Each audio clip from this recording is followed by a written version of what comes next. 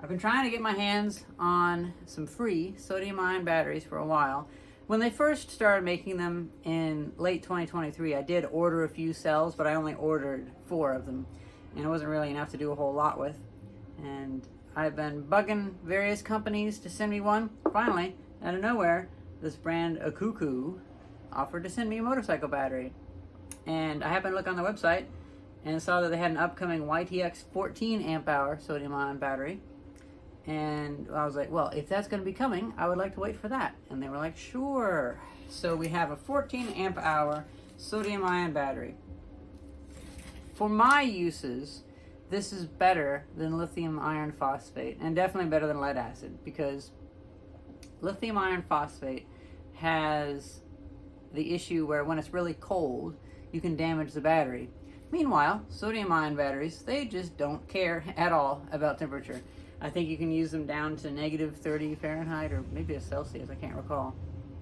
And I've been wanting to build myself a portable lantern for whenever I'm having to go around late at night doing snow shoveling or checking on buildings, because I help watch out for a few buildings in the area, and I need a light for it. So I dug up a few bits from some emergency lights, and then I sat down and actually made a thing that'll hold said emergency lights, and it'll bolt to the top of it. But before we turn this into a flashlight, I say let's have these on here. I already hooked them up. Let's plug this into an inverter and just see what kind of voltage drop are we talking about with this, because I might want to also use these in little portable jump starter packs. I think that could be really useful. Now, with the lithium iron phosphate batteries, the current, like the cold cranking amps, is really only determined by how thick the wires are inside of it, in the connectors inside of the batteries. And so if they've made this pretty thick, if it can handle a lot of current, well, first of all, it'd be perfectly fine for a motorcycle. I have no doubt about that. It seems like a great technology for winter cold starts, because it just doesn't care about the temperature. And that's kind of hard to get with batteries. I've never really seen a battery that doesn't really care about temperature. The only difference is it doesn't stick with a consistent voltage. It drops linearly.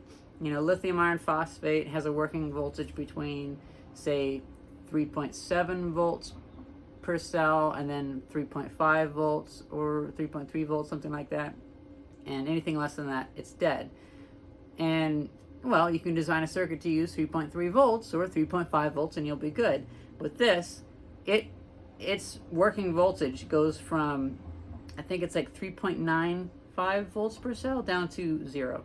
So you basically, if you're only using this for 12 volt applications, you might only get maybe only a quarter of the rated capacity. But for starting an engine, perfectly fine. Also, for running incandescent bulbs, they aren't as picky as LED, so that could be pretty cool. I'm mostly just curious to see the voltage drop while pulling current through an inverter. I wonder if we'll see inverters that have a built-in step-up transformer eventually designed just for sodium ion, so they can pull the power down to, say, 2 volts while still outputting 120 volts. That'd be a little bit insane, because even 12 volts to 120 volts is kind of hard, but I could see it happening.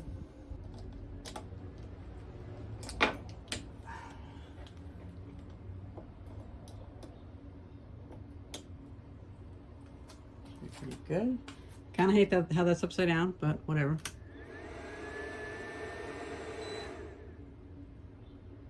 So you can see it's dropping a little bit. So when I turn on the air conditioner, well, this might drop too much and it'll kick off the inverter, but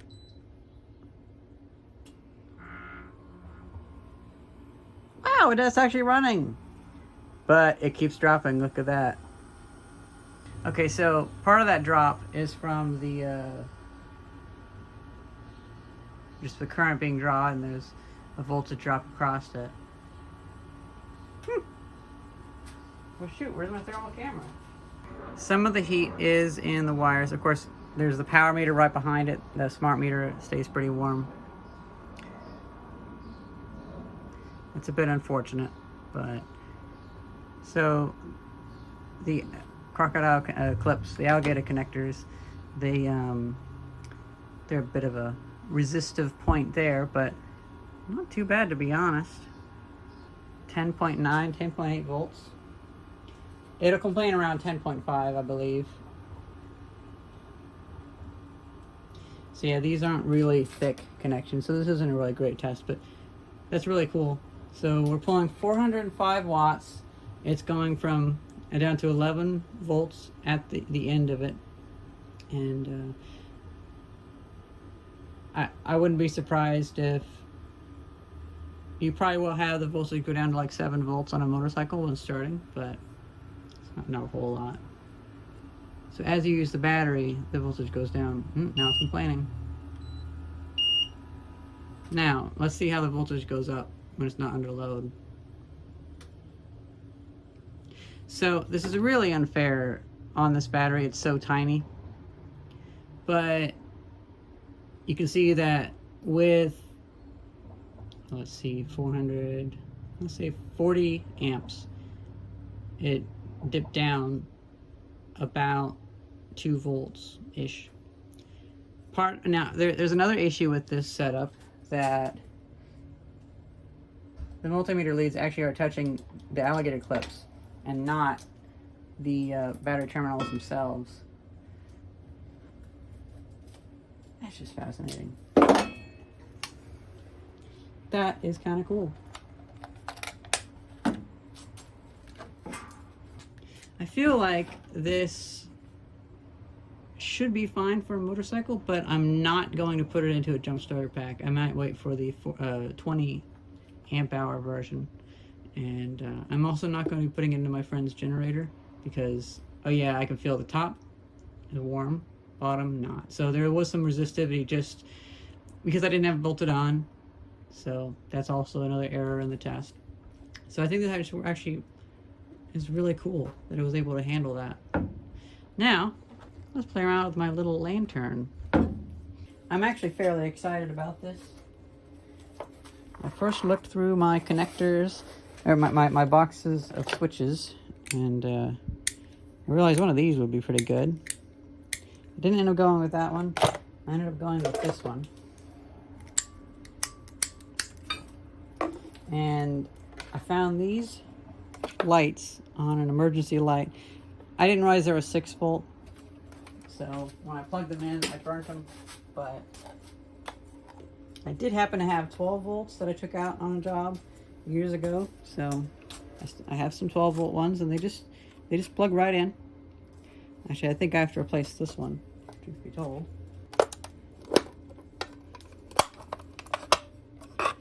Let's see. Yep, 6 volts. I want to blow up this one too. That'd just be a waste.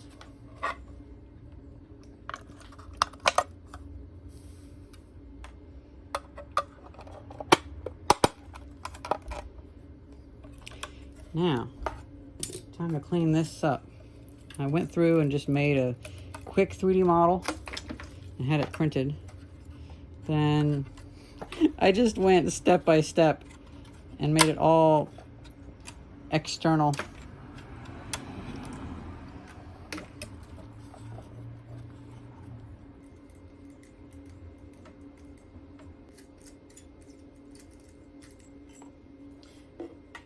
At the end of my designing period, I didn't know how was I gonna get this switch in here, so I just made this big hole here. It works. Actually works pretty well. Okay. Let's see.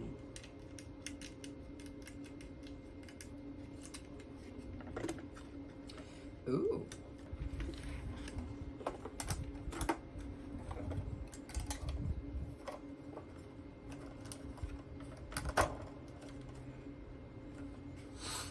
What an absurd looking thing. Now let's see, can I put this in there? Oh wow, it actually kind of threads in. That's great. I might cut this shorter later, but... Oh, this works great. What a weird looking lamp.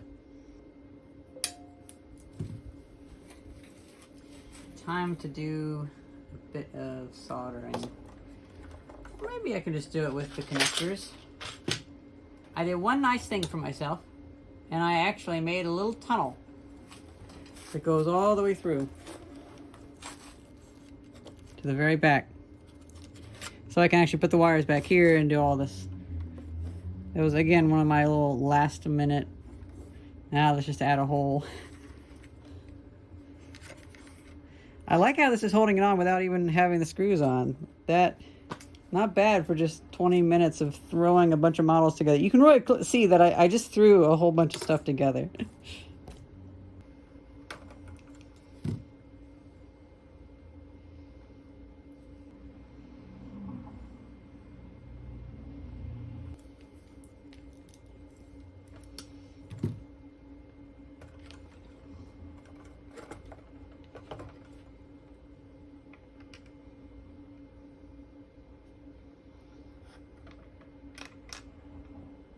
Now I had thought about adding cutouts here so I could more easily tie these in. And I just thought, I'll deal with it later. Well, I guess I'm dealing with it later. The holes are actually off a little bit. Well, that's a shame. It's a right shame. My one mistake.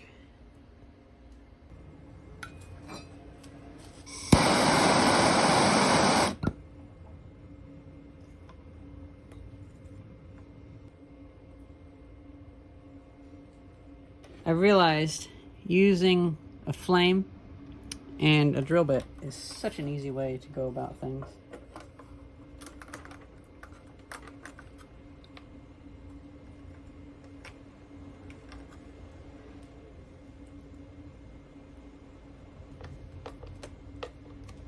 Cool. And then if I were to take this wire, plug it in here. Okay, so we do have power. I'll pass this wire through here.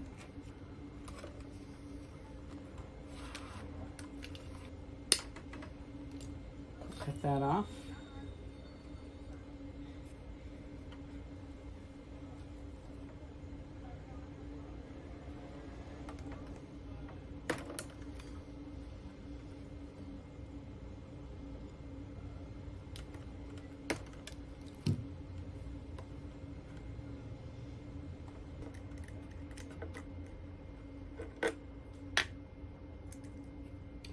Oh, need a flathead for that.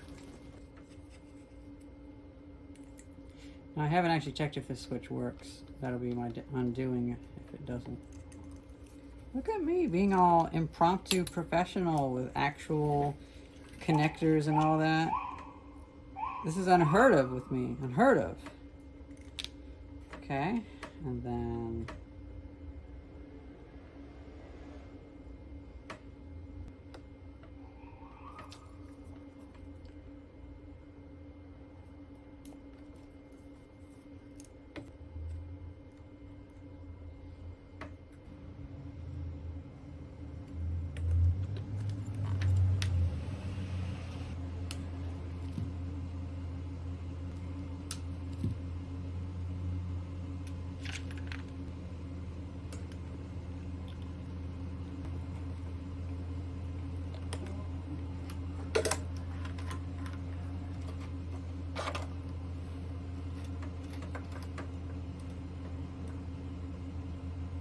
Oh, that's funny.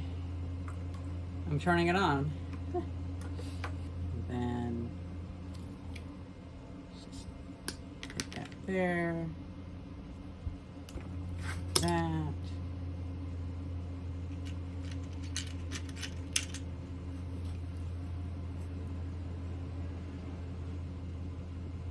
Oh, I'm so glad I waited on buying some name brand one because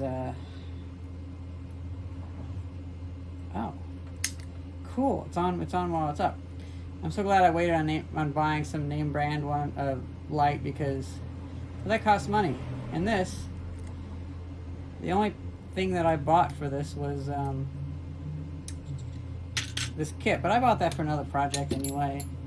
I'm gonna use it on 4 or 5 different projects. It just feels so good to be able to just throw stuff together so adroitly. Oof, very nice, very, very nice.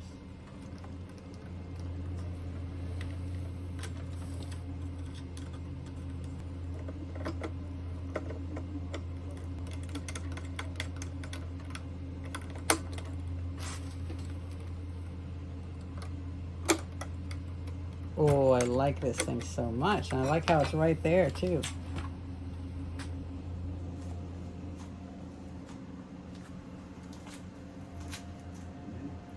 So I have it charging. I have this battery charger that I had it given to me in a box of junk. I can't remember who gave it to me, though. But it was at 12.29 volts, if I recall right. And I've been letting it charge for a bit. But I realized, why don't I take the jumper cable and just connect it to my already charged batteries? That might be better. Okay, so I have this connected to battery, and whenever I tap this,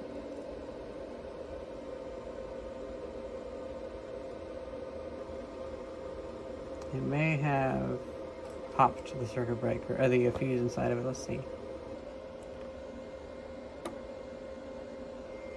Oh no, it's fine. Well, what's the problem then? Well, what a cheap connector. Look at that. Only 1/2 of the sides is actually connected to anything. Well.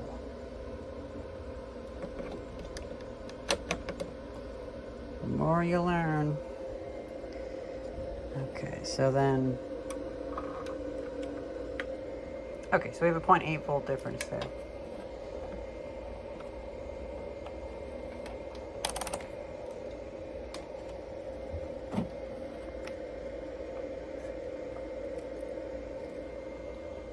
Okay, so charging at 5 amps, not bad at all, and it's going down. It's been like 20 minutes, that's only pulling that.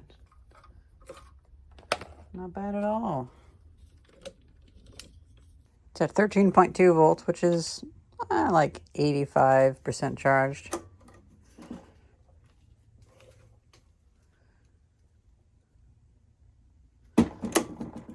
Oof, I like this thing. This is going to be useful. And it'll probably be just one day, and I'll drop it off a roof or something, but oh well.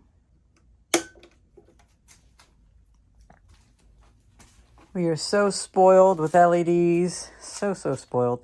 I do kind of hate how there's a grid from, yeah. It does spread the light outwards pretty well. It just doesn't pinpoint it. Then again, I've always been more of a fan of flashlights that spread out more than they spread in. I've never really enjoyed a torch that was all magnified to a point. Can you turn that flashlight on again? Because I think I need to wipe the TV off. Oh. Here, I thought it was going to be in the way, but... Let me see.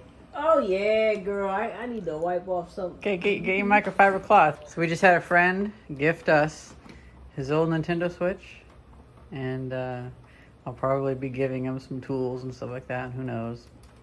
But, or maybe I'll be fixing up that safe for him that Mr. Tadaro left me.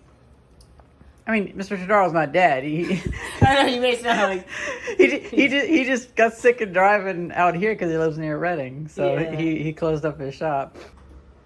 We're just gonna have to come back. How do you turn this? Oh, is it this big old plunger? Give it a shot.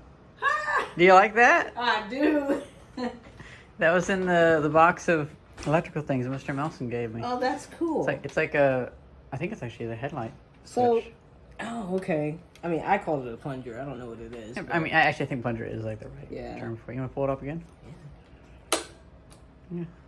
I mean, I could have done this with the lithium iron phosphate battery, but then I would also be afraid of taking it out in super extreme heat and super low temperatures. it's hard to get those to align because I realized that they both had the same one. So left one is the right one. Oh no. So they're both. I see. Their stops are the same. I was wondering why these were always kind of messed up. I can never get them to point mirroredly.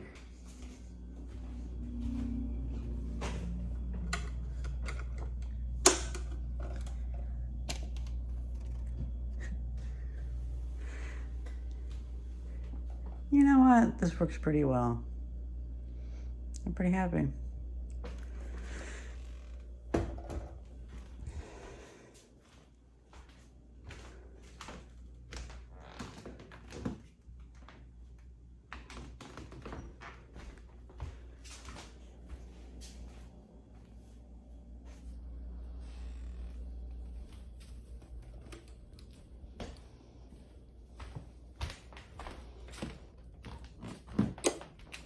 Now here's the thing about this flashlight. I don't really feel like working late at night, doing any midnight running around buildings needing a flashlight right now, so I hope you can understand. That's kind of more of an emergency thing, and no emergencies are happening at the moment. However, I did figure I do want to check if that outlet actually is a 20 amp outlet. And instead of turning on all the lights in the restaurant, if I were just to, you know, forgo the basement lights, it works pretty well.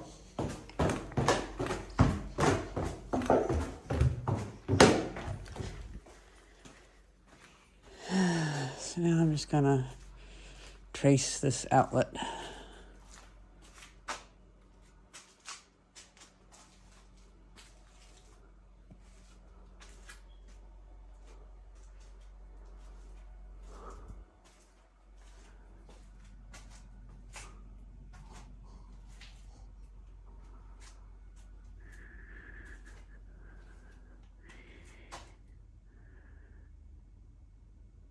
Okay.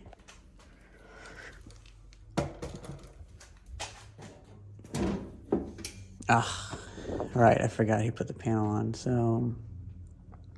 Hey, I guess it is all 20 amps. Oh, they're all 20 amps, wow.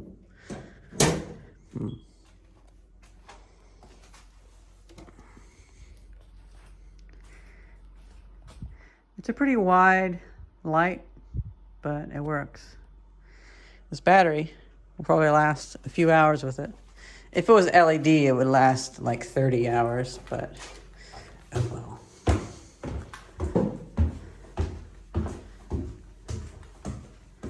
This is the deli / restaurant that I'm helping to open.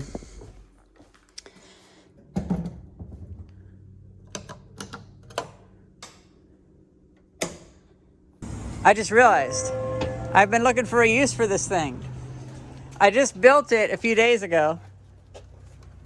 There you go, man. Look at that. Wasn't that deer Oh, spawner man. like that? You like that?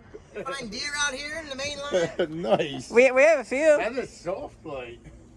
So I made it from an old emergency light. That's awesome. And also, that's a sodium ion battery. New technology. Nice. New technology with recycled lighting. Yep, that's how I do. Yeah, exactly. Well, Louis was right. What did you say? I said, well, Louis was right. Yep. I love that you can still hear this thing. Yep. Sounds so great. So it was a thermal protection stuff, and That was so easy. That guy just said to me, get it out of here. Just get it out of here. so I'd say let's unplug it. Yeah. You can set that on the ground if you want. Let's unplug it.